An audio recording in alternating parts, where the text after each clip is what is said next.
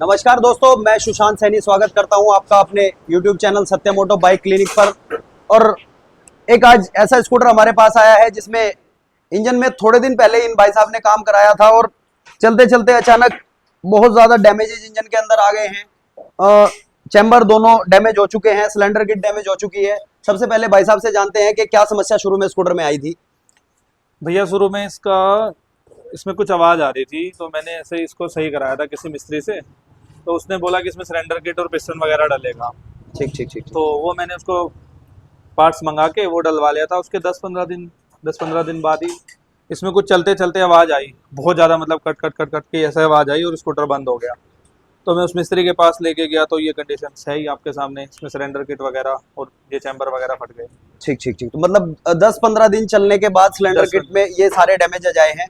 बाकी का वीडियो आगे हम जारी रखेंगे और देखते हैं क्या क्या पार्ट किस वजह से डैमेज हुआ है। सब जानकारी आपको इस वीडियो में मिलेगी, आप बने रहिए हमारे साथ। स्कूटर को हम डाउन डाउन करते हैं और देखते हैं कि क्या क्या डैमेजेस इसके इंजन में आए हैं।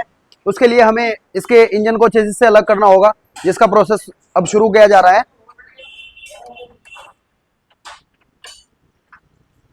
क्योंकि आवाजें चलते चलते इंजन से आई है और अचानक इंजन बंद हो गया है, तो उसका पता हमें तभी चलेगा जब हम इंजन डाउन करेंगे कि क्या क्या डैमेज अंदर आया है, कौन कौन से पार्ट को खराब किया है। वो सारी चीजें आपको अभी हम दिखाएंगे। दोस्तों, इंजन में काम करते हुए हमें जितने भी इसके केबल्स हैं, जैसे एक्सीलेटर केबल हो गया, इस तरह के केबल्स, कुछ पेट्रोल पाइप वगैरह हैं जिनको रिमूव हमें करना पड़ता है जब हम इंजन को चेसिस से अलग करते हैं।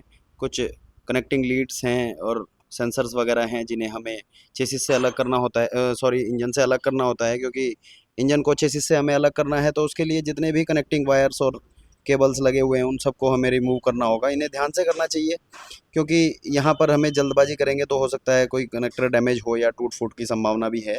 तो आप इस काम को बहुत ही ध्यान से करें, इसमें ज़ोर ज़बरदस्ती किसी चीज़ के साथ नहीं करनी है। अच्छा, रूटिंग का भी ध्यान रखना है हमें, कि जिस तरह से रूटिंग हमारी हुई है फिट करते समय भी हमें वो रूटिंग उसी हिसाब से करनी है।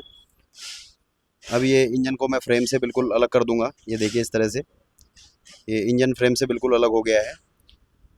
अब हम इसको बे पे लेके जाएंगे जिससे इसके इंजन को डाउन किया जा सके और देखेंगे कि क्या क्या डैमेजेस इस इंजन के अंदर आए हैं।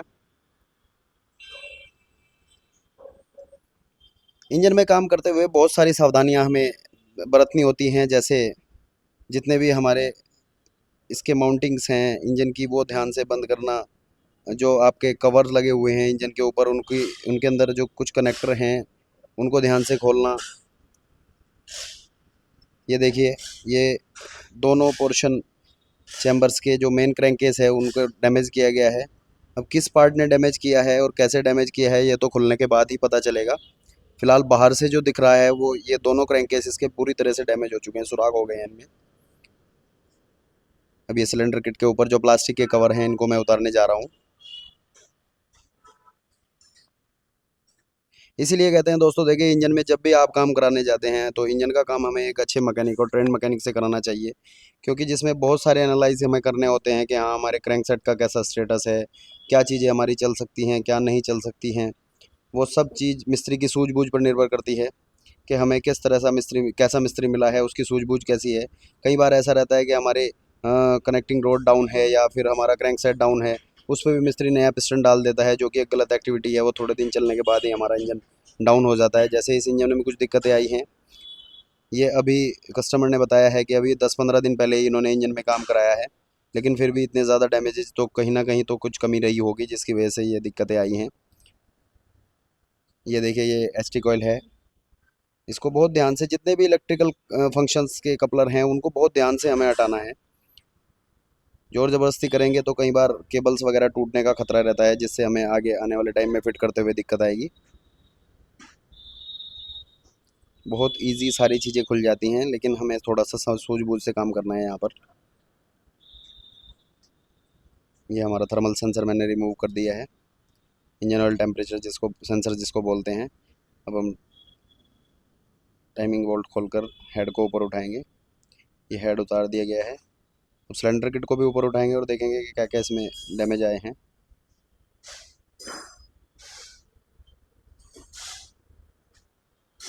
ओफो, ये देखिए भाई साहब, यहाँ ना एक कनेक्टिंग रोड रहती है हमारी, जिससे हमारा पिस्टन कनेक्ट रहता है, वो टूटी है। और कनेक्टिंग रोड टूटने से हमारी सिलेंडर किट डैमेज हुई है, पिस्टन डैमेज हुआ है, और साथ साथ फिर वो अंदर के जो मेन क्रैंकेस हैं वो भी कनेक्टिंग रोड टूटने से ही डैमेज हुए। अच्छा, कारण क्या हो सकते हैं कनेक्टिंग रोड टूटने के, ये भी जानना जरूरी है।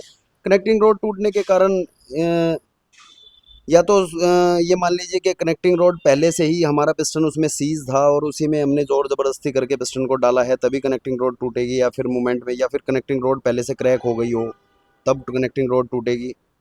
तो इन चीज़ों को हमें इंजन करते हुए ध्यान रखना है कि कनेक्टिंग रोड का स्टेटस कैसा है। अगर उसमें हमें लगता है कि ज़रा सी भी ऐसी कोई चीज़ है कि जो आगे नुकसान कर सकती है, तो उसको हमें साथ साथ कवर करके चलना है। ये देखिए, ये पूरा कनेक्टिंग रोड ने ही हमारा डैमेज किया है, क्योंकि वो टूट गई थी चलते चलते, और इंजन के राउंड बहुत ज़्यादा रहते हैं उस टाइम, क्रैंक के राउंड बहुत ज़्यादा रहते हैं, जिससे चलते चलते क्रैंक की जो कनेक्टिंग रोड है वो टूटी है, और उसने जो है हमारे चैम्बर्स को, हमारी सिलेंडर किट को और हमारे पिस्टन को डैमेज कर दिया है। अब ये पूरा इंजन मुझे डैमेज करना पड़ेगा, बहुत तगड़ा नुकसान इसमें हुआ है, क्योंकि दोनों चैम्बर मुझे चेंज करने पड़ेंगे, सिलेंडर किट मुझे चेंज करनी पड़ेगी, पिस्टन तो सिलेंडर किट के साथ ही आता है, लेकिन ये चैम्बर भी बहुत कॉस्टली आइटम होता है। तो आप ये इस तरह के बड़े नुकसान से बच सकते हैं अगर आप एक ट्रेंड मैकेनिक से इस तरह का काम कराएंगे। सबसे ज़्यादा देखने वाली चीज़ यही है कि आपका जो मैकेनिक है वो किस तरह की आपको सलाह देता है, क्योंकि कई बार डाउन क्रैंक पे हमें भी कस्टमर बोलता है कि भाई साहब आप इसका आधा इंजन करो, जबकि वो स्थिति में नहीं होता कि आधा इंजन में कवर हो जाए, तो हम साफ साफ मना करते हैं कि भाई साहब पूरे इंजन में कवर होगा। जोर ज़बरदस्ती नहीं कि हाँ आधा इंजन डाउन है और पूरा इंजन डाउन है और उसको हम आधे में कवर कर रहे हैं, तो इस तरह से ज़्यादा नहीं चल पाती गाड़ियाँ। इस गाड़ी के साथ भी सेम ऐसा ही हुआ है कि गाड़ी का इंजन पूरा डाउन था और इन्होंने आधे में इसको कवर करने की कोशिश की है, जिससे कनेक्टिंग रोड टूटी है।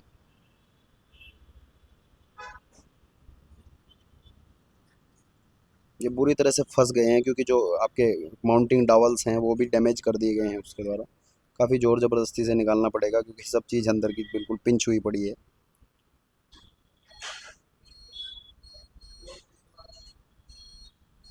ये देखिए दोस्तों, ये पूरा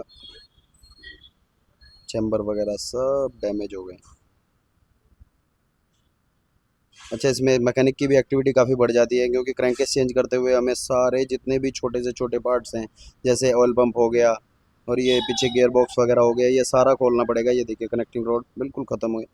ये मुझे पूरा क्रैंकेस अब बिल्कुल क्लियर करना पड़ेगा, जितने भी कंपोनेंट इसमें छोटे छोटे लगे हुए हैं, गियर बॉक्स हो गया, ये सारी चीज़ें दूसरे नए क्रैंकेस में माउंट करनी पड़ेंगी।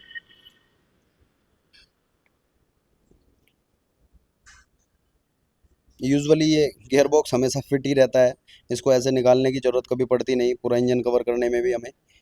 और स्कूटर भी बहुत पुराना नहीं है कि इसको हमें खोलना पड़ता है, ये नया स्कूटर था, लेकिन क्रैंकेस डैमेज हुआ है तो इसकी वजह से हमें ये सब चीज़ खोलनी पड़ेंगी। एक्टिविटी भी काफ़ी बढ़ जाती है इसमें।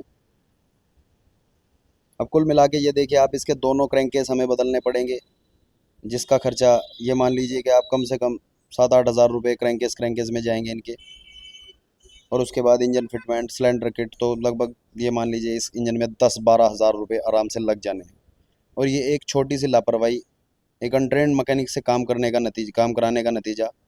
तो आपको ये सलाह दूंगा कि नेक्स्ट टाइम आप जब भी काम कराएं, नेक्स्ट टाइम क्या है, ये तो चलो हो गया जो होना था, लेकिन आपको ये सलाह दूंगा कि इंजन का काम खासकर जब भी आप किसी मैकेनिक से कराते हैं, तो वो मैकेनिक ट्रेंड होना चाहिए और एक अच्छी सूझबूझ वाला मैकेनिक होना चाहिए, जिसको ये कम से कम एनालाइज करना आना चाहिए कि आपका इंजन में हाफ इंजन में कवर होना है या फुल इंजन में कवर होना है, ताकि इस तरह के बड़े नुकसान से हम आगे बच सकें।